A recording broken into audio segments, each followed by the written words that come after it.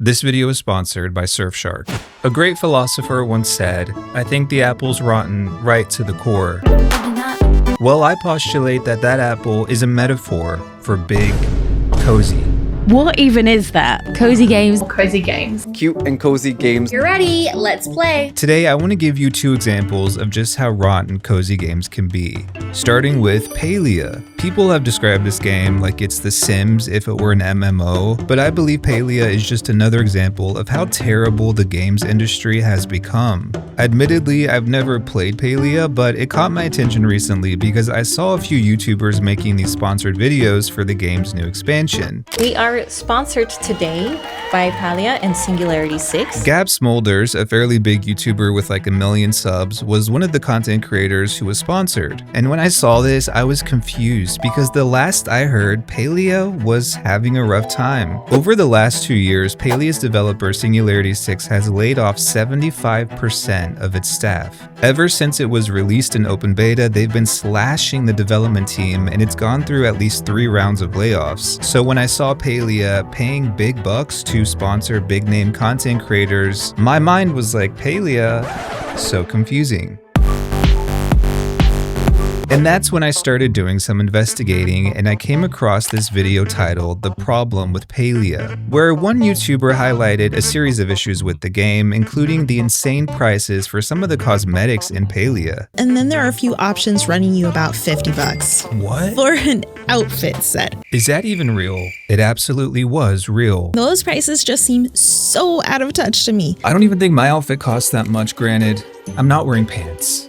So, okay. Obviously, Paleia is a free-to-play game and they have to make money somehow, but isn't this excessive? This cozy MMO charges more for cosmetics than most AAA games. What's even worse is that they introduced these microtransactions while the game is still in beta. Let me remind you, this game is still in beta, and these prices made me raise my eyebrow and wonder what the heck they were thinking. Paleia also made the genius decision to lock some features behind paywalls, such as the ability to have pets. Again, the game isn't even done and they're already making a lot of questionable decisions. But it's not just the greed and over monetization that's the problem, it's also the company culture. As soon as Paleia released in open beta, Singularity 6, the developer, started firing pretty much everyone. There were layoffs in September 2023, April 2024, and again a month later in May. According to estimates, Paleia has laid off around 75% of its original staff since its launch. And altogether, around 85 people have lost their jobs. To make matters worse, Paleia is still suffering from a host of technical issues and bugs. Look, I'm no expert, but maybe it's hard to catch up with all the bugs because you fired all the developers, you stupid idiots. But the people are retarded. But all this hasn't stopped Paleia from shelling out buku bucks to influencers. We are sponsored today by Paleia and Singularity 6. Singularity 6 is sponsoring this video. Instead of using their revenue to fix the game's technical issues or improve gameplay, they're busy paying off content creators. It kind of seems like they've taken a page from EA's playbook. Paleia also has its own partner program, and creators in that program receive a variety of perks like free cosmetics that us regular folk have to pay for. That's just icing on the cake, but my point is, when you peel back the layers and put the mass layoffs, the overpriced microtransactions, the bugs, and the influencers shelling into perspective, it paints a really ugly picture. What was that?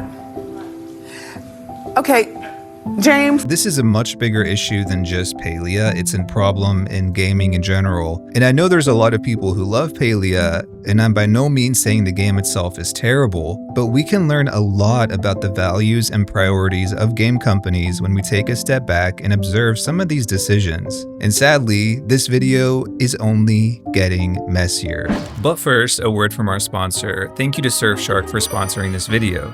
I'm speaking from experience when I say this, but most gamers are chronically online, which means protecting our online identities is more important than ever. With Surfshark VPN, you can block websites from tracking your location and devices. In fact, it keeps your data and download history private by encrypting all of your internet traffic.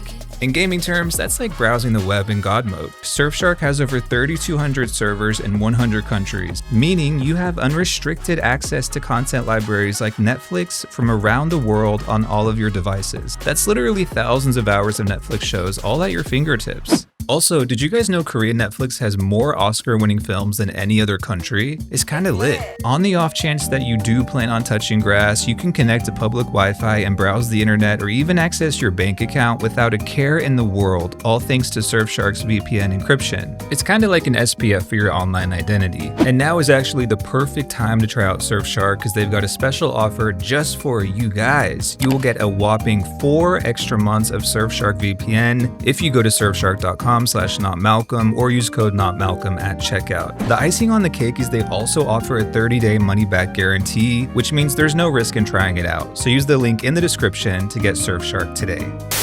Okay, but now I have to talk to you guys about this game, Puff Pals Island Skies. What is happening with this game is like a 6-part HBO series. There's probable fraud, lawsuits, crazy feuds, possible scams, dictator-level censorship. I felt in fear for my life. But I actually only heard of this because a viewer reached out to me and told me everything that's going on. So I want to say thank you to Maisie. I'll leave a link to their YouTube channel down below. She had a lot of first-hand knowledge about this and helped me out so much. But let me just tell you this story, okay? Yeah. Puff Pals Island Skies is an indie game that started development in 2022, all thanks to a very successful Kickstarter campaign that raised over $2.5 million. The viewer who reached out to me was one of the supporters on that Kickstarter who, along with many others, made donations ranging from just $5 to thousands.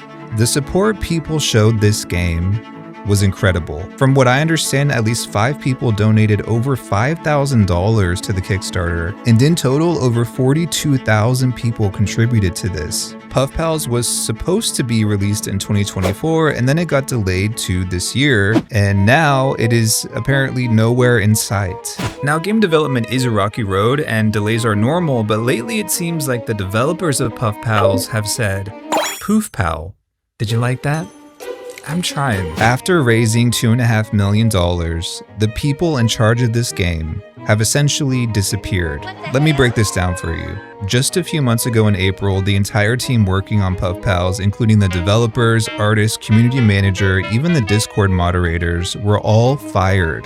The only 2 people remaining on the team are Lily, the founder, and David, the CEO. Side note, okay, did they really give someone the title of CEO? The game is called Puff Pals, bro. CEO of Puff Pals? Are you serious? Come on now. And in addition to failing to meet release deadlines and firing almost the entire team, apparently they're facing not 1, not 2, but 5 lawsuits. I believe at least 2 of those lawsuits are for failing to pay back bank loans, and the others are brought on by former members of the dev team who allege that they were never paid for their work. You know, wage theft. Very cute. Very cozy. Some of you might be wondering, okay, what happened to the $2.5 million they raised on Kickstarter? That's a great question. Just a few weeks ago, the Puff Pals team, or what's left of it, addressed this in a post on Kickstarter. It's pretty lengthy and I'll have it linked below, but essentially they apologized for their silence, explaining that they couldn't speak about the state of the game due to these lawsuits. They go into depth about how they had actually contracted a dev studio to help make the game, but apparently the contractors weren't living up to the founders' expectations, so they had to take out loans to continue development. Apparently the founder owns a plushie company and that business was losing money as well, which added more problems to it, I guess. I don't know why a plushie company was like, we're gonna make a game. It's like opening a bagel shop and then being like, we're also gonna do haircuts in the back. Are we okay in the head? What is going on? This whole thing sounds like a mess, to be honest. And this entire post just seems like a bunch of excuses. There are incredible games out here made by one person on a very limited budget. And you're telling me you raised $2.5 million and you don't have shit to show for it? That is mind-blowing to me. There's also a ton of questionable and downright sketchy things that have gone on in the last 3 years of the game's development. At one point, they stopped communicating on their main Discord and then opened a private Discord server, but only invited people who had donated a bunch of money to the project. And they also allegedly made those people sign NDAs. And to make matters worse, apparently the only two people left, the founder and the CEO, are no longer talking to each other. I don't know if there's any hope left for this game, honestly. But what really bothers me is the lack of accountability. Again, 42,000 people donated to this project. These are people who put their trust in this company to deliver on their promises. And when it all came to a head earlier this year and they wrote the message on Kickstarter, they blamed accounting errors, they blamed development woes, they blamed the plushie business, they blamed the developers and said they didn't trust them to make a game that lives up to their standards. Y'all kill me with these vague fucking statements. When in reality, the only people who should be taking any blame for this mess are the two people in charge. Themselves. Maybe they overextended themselves and were held back by lofty ambitions, but that's their fault. And might I add, it takes a lot of delusion to keep something going for this long, and amid all the setbacks, they continue to blame everyone and everything else for their failures when they really needed to take a step back and consider that maybe all of this was their fault. I really do appreciate the spirit of an entrepreneur, and yeah, you do have to have some level of delusion to believe you can create a game from scratch and be successful. But there's a certain lack of awareness and accountability here, which is very troubling. At the end of the day, a lot of people invested in this Kickstarter. They placed their trust in this game and believed these two people would deliver on their promises, but so far, those promises have yet to materialize. I've highlighted these two examples of Paleia and Puff Pals because while they're vastly different, they both demonstrate the entitlement, greed, and shadiness that goes on within this cute and cozy genre of games. I want to say thank you again to Maisie, who reached out to me about this whole situation, and I think she might actually be making a video from her perspective about this whole thing as someone who contributed to the Kickstarter. So please subscribe to her if you're interested in hearing more. And also thank you to Surfshark again for sponsoring this video. Be sure to use that link in the description or use code NotMalcolm at checkout to get 4 whole extra months of Surfshark VPN. And if you like this video, feel free to check out some of these others about all the crazy shenanigans going on within the cozy game genre.